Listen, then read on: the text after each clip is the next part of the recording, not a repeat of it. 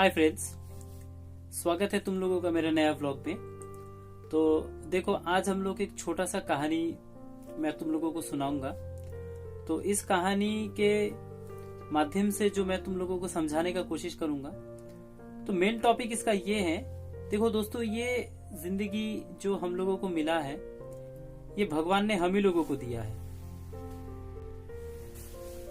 ये जिंदगी हम ही लोगों का है, तो इस जिंदगी का पूरा हक सिर्फ हम लोगों का ही है। और ये जिंदगी का फैसला बोलो, ये जिंदगी का गलती बोलो, फैसला बोलो, उतार बोलो, चढ़ाव बोलो, अप्स एंड डाउन, जिंदगी का हर एक चीज से रिलेटेड सिर्फ हम ही लोगों को रहेंगे इस बात में। और बात जो है दोस्तों, कि हम लोग ऐसा क्यों सोचते हैं कि हम लोगों का जो जिंदगी का जो डिसीजन है वो कोई और ले सकता है, या फिर हम लोग किसी और के बारे में हम लोग क्यों सुने और का डिसीजन हम लोग अपनी जिंदगी पे क्यों उतारे। तो इससे रिलेटेड एक चीज मैं तुम लोगों के साथ शेयर करूंगा। एक लाइन है, जो लाइन कहता है कि दोस्तों, जब तक हम लोग डरते रहेंगे ना, तब तक हम लोगों का जिंदगी का फैसला कोई और करता रहेगा। तो बहुत खूबसूरत लाइन है कि जब तक आप डरते रहोगे, आपकी जिंदगी का फैसला कोई और लेता रहेगा। तो क्यों ले हम लोगों का जिंदगी का फैसला? भगवान ने हम लोगों को बनाया है, हम लोग इस दुनिया में आए हैं, जिंदगी हम लोगों का है, तो अपना जिंदगी का फैसला हम लोग खुद लेंगे ना। हम लोग क्यों अपना डिसीजन किसी और पे छोड़े? तो ये जो मेरा जो आज का टाइटल है या फिर जो पॉइंट ऑफ व्यू है, इस चीज को मैं एक छोटा सा कहानी के साथ तुम लोगों के साथ शेयर करूंगा दोस्तों। ये कहानी है महेश का। तो महेश क्या है, बचपन से ही गरीब था और अपनी मम्मी पापा के साथ वो बड़ा हुआ। बड़ा हो जाने के बाद कोई एक समय में उसकी मम्मी पापा वो दोनों उनको छोड़कर चले गए इस दुनिया से। बाद में महेश एकदम भोला भाला सा एक इंसान है और वो अपने पैरों पर खड़ा हो गया। खड़ा होने के बाद क्या हुआ कि वो अपना खुद का एक बिजनेस खोला, और खुद का एक बिजनेस अगरबत्ती का बिजनेस उसने खोला। तो अगरबत्ती का बिजनेस खोलने के साथ साथ एक छोटा सा उसने दुकान लिया। दुकान लेने के बाद अब हम लोग सब जानते हैं कि दुकान लेने के लिए एक छोटा सा साइन बोर्ड लिखना पड़ता है दुकान के ऊपर। तो उसने दुकान का नाम दिया महेश कॉन्फेक्शनरीज। और उसके बाद क्या है कि उसने साइन बोर्ड पे लिखा, हमारे यहाँ सुगंधित अगरबत्ती मिलती है। तो ये मतलब देखकर, ये हिंदी में लिखा हुआ था, ये देखकर बहुत ग्राहक उसके दुकान में आने लगे और दुकान बहुत, भगवान का आशीर्वाद से दुकान बहुत अच्छा चल रहा था।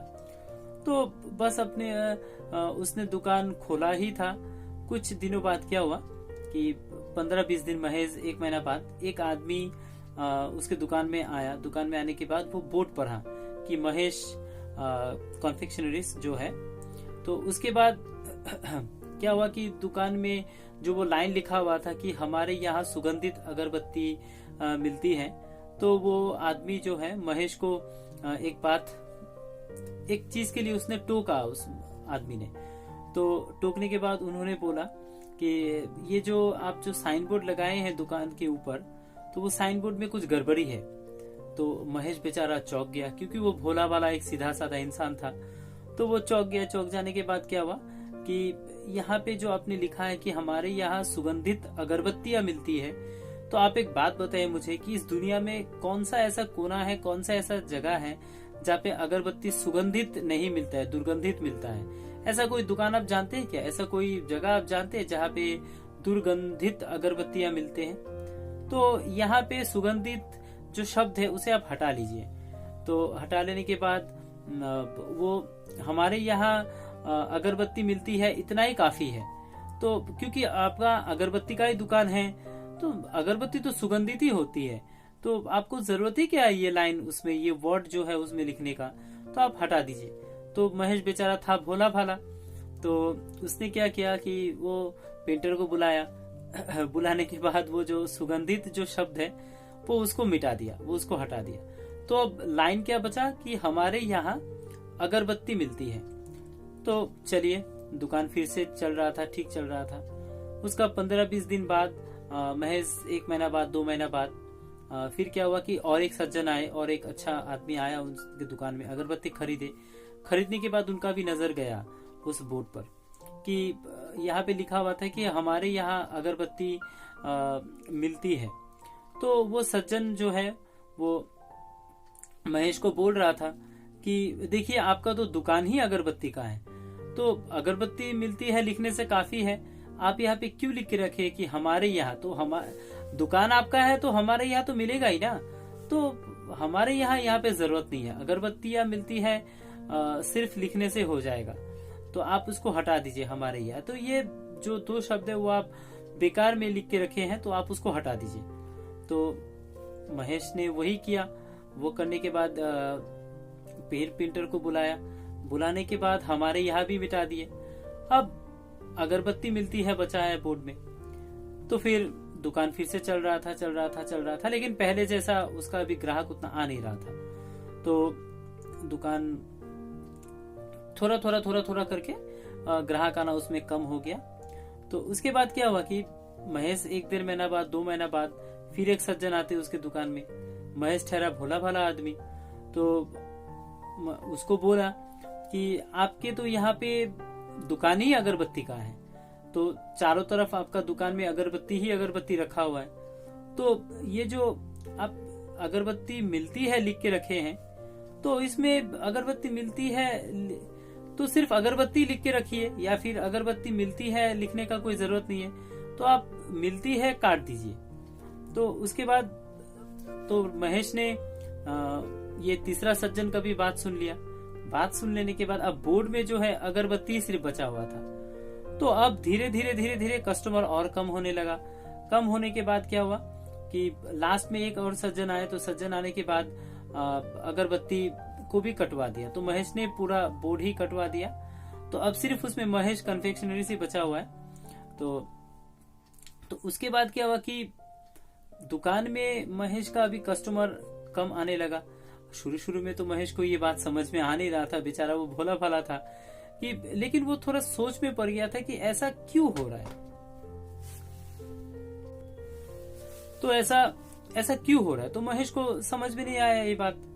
तो उसके बाद 2-4 महीना बाद फिर आया, तो दुकान में अभी कस्टमर बहुत ही कम आ रहा है, एकदम कम आ रहा है, लगभग नहीं के बराबर। तो 2-4 महीना बाद क्या हुआ कि एक और लास्ट में सज्जन आया।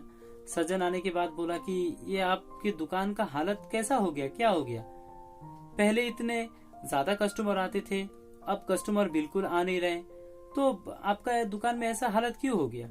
तो वो दोनों मिलकर बहुत सोचने लगे, बहुत सोच रहे थे। तो लास्ट में जाकर महेश को तो दिमाग उतना था नहीं, महेश को समझ में नहीं आया। तो लास्ट में वो जो लास्ट वाला जो आखिरी में जो सज्जन आए थे, वो भला इंसान जो आया था, तो आने के बाद उसने बोला कि आपने क्यों ऐसा बोर्ड को जो आप पहले लिख के रखे थे हमारे यहाँ सुगंधित अगरबत्ती मिलती है, तो ये आप क्यों हटा दिए इस बोर्ड को, और वो भी 1 बार में नहीं, 2 बार में, 3 बार में आपने ये लिखावट को हटा दिया, तो ऐसा क्यों किया आपने। तो महेश ने बोला कि ये सब आके बोलने लगे थे अगरबत्ती का दुकान है तो अगरबत्ती लिखने का जरूरत नहीं है, मेरा दुकान है तो हमारे यहाँ भी लिखने का जरूरत नहीं है, अब अगर अगरबत्ती है सब आके देख रहे हैं, तो अगरबत्ती दिखाई दे रहा है तो अगरबत्ती लिखने का भी जरूरत नहीं है। तो जो लास्ट में जो सज्जन आया था, सज्जन आने के बाद बोला कि यही एक कारण है कि दुकान में धीरे धीरे आपका कस्टमर धीरे धीरे कम होने लगा है, क्योंकि दूर से अगर कोई देखेगा कि यहाँ पे अगरबत्ती मिलता है तो ही ना उसको पता चलेगा कि यहाँ पे अगरबत्ती मिलता है। वो आपके दुकान पे आके देखेंगे तब थोड़ी पता चलेगा। तो अगरबत्ती अगर किसी को लगेगा, किसी को चाहिए, तो वो तो दूर से देखेंगे ना, दूर से देखने के बाद ही ना वो आपका दुकान में हमारे यहाँ मिलता है, वही तो देखने के बाद ही ना आपके पास आएंगे, फिर आपका जो दुकान है तब ना ग्राहक आएंगे आपके, और तभी ना आपका सामान बिकेगा। तो ये सोचकर महेश को थोड़ा सा ये समझ में आ गया, अरे मैंने क्या गलती कर दिया, मैंने क्यों लोगों का सुन लिया बात। लोग तो बोलते रहते हैं और लोग जो है अलग अलग लोगों का सोच अलग अलग होता है, तो मैंने ये बहुत बड़ा गलती कर दिया, मैंने बहुत भारी गलती कर दिया कि मैंने दूसरा का बात सुन लिया, तो ऐसा मुझे नहीं करना चाहिए था। फिर से उन्होंने पेंटर को बुलाया। पेंटर को बुलाने के बाद फिर से जैसे एकदम पहले जैसा उसने बोर्ड लगाया था और बिल्कुल वैसा ही बोर्ड फिर से लगा दिया। तो बाद में फिर जाके हालत बदलने लगा। धीरे धीरे धीरे धीरे धीरे धीरे क्या हुआ, फिर से ज्यादा कस्टमर आने लगे। तो ये जो आखिर में जो सज्जन आया था, वो सज्जन मान लो कोई भगवान का रूप था, कोई भगवान ही उसको भेजा था उसको मदद करने के लिए। तो ये लाइफ में ये एकदम रियलिटी है दोस्तों। जब हम लोग किसी प्रॉब्लम में फंस जाते हैं या फिर हम लोगों को किसी का जरूरत महसूस होता है या फिर हम लोगों को जब हम लोग जरूरतमंद हो जाते हैं, तो भगवान डायरेक्ट तो नहीं आते हैं, किसी के द्वारा जरूर हम लोगों को हेल्प करवा देता है। तो ये कहानी एकदम छोटा सा कहानी मैंने तुम लोगों के साथ शेयर किया दोस्तों, लेकिन इससे हम लोगों को ये पता चलता है कि अपना फैसला हम लोग जो लेते हैं ना, जो हम लोग अपने बारे में सोच सकते हैं वो कोई और नहीं सोच सकता है। और जो डिसीजन हम लोग लेते हैं और वही हम लोगों का बेहतर साबित होता है। तो हम लोगों को सुनना ही नहीं है किसी और को। हम लोग क्यों सुनेंगे हम लोग? ये जिंदगी हम लोगों का है, भगवान हम लोगों को जिंदगी दिए है और इसका डिसीजन हम ही लोग लेंगे, क्या अच्छा है क्या बुरा है।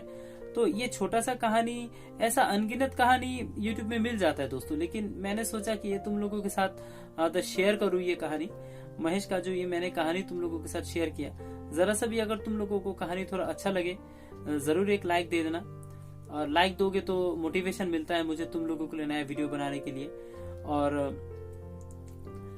लेकिन यहाँ एक बात सोचना जरूरी है कि जिंदगी हम लोगों का है। हम लोग इस दुनिया में जन्म लेते हैं, हम लोग इस दुनिया में आते ही अकेले हैं, जाते भी अकेले ही होंगे।